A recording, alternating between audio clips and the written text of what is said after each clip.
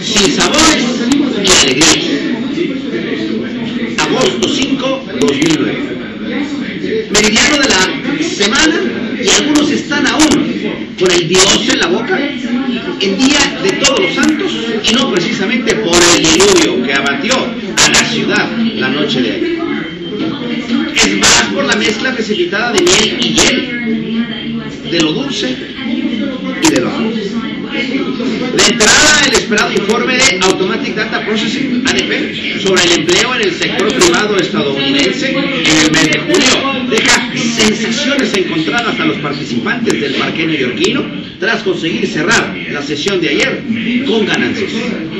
El informe de la ADP se basa en los datos de las nóminas de un poco más de 500.000 empresas de diferentes sectores industriales y reflejaron que la economía estadounidense ha frenado la destrucción de empleo, ya que durante el mes de julio se perdieron 371.000 puestos de trabajo, frente a la cifra revisada de eliminación de 463.000 puestos en junio, la menor cifra desde octubre del año pasado. No obstante, no logra alcanzar las previsiones de los 345.000 puestos de trabajo, menos que auguraba la última encuesta de Reuters.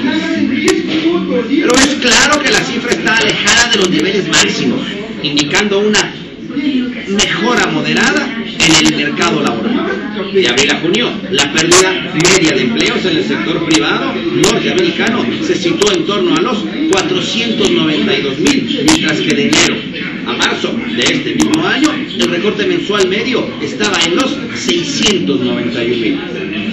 Dentro del apartado, los inversores también conocieron el aumento del 4.4% de las solicitudes de hipotecas en los Estados Unidos en la última semana, frente al descenso del 6.3% registrado una semana anterior y la caída inesperada del índice ISM no manufacturero de julio hasta los 46.4 puntos.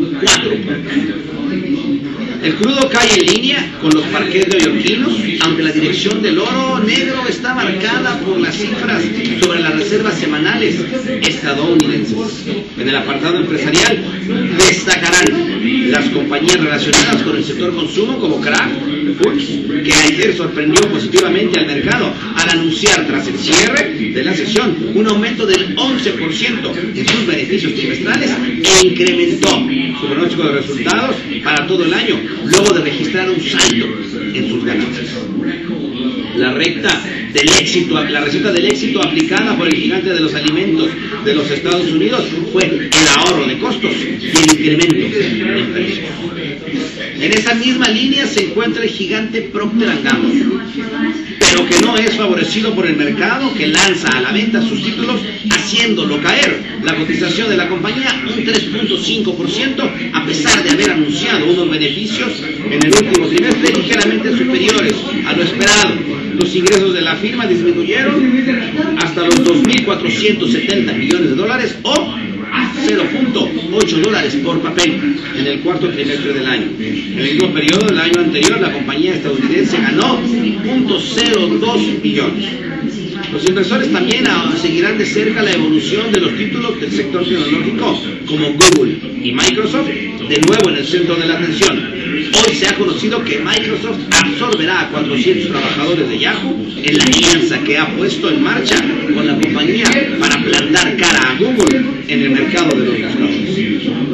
Esta tarde será Cisco Systems, que baja mientras tanto un 1% y del que se espera un BPA de casi 29 centavos por acción. Entre sinsabores y alegrías, Wall Street se decantaría por el negativo cuando todos los santos celebran el día.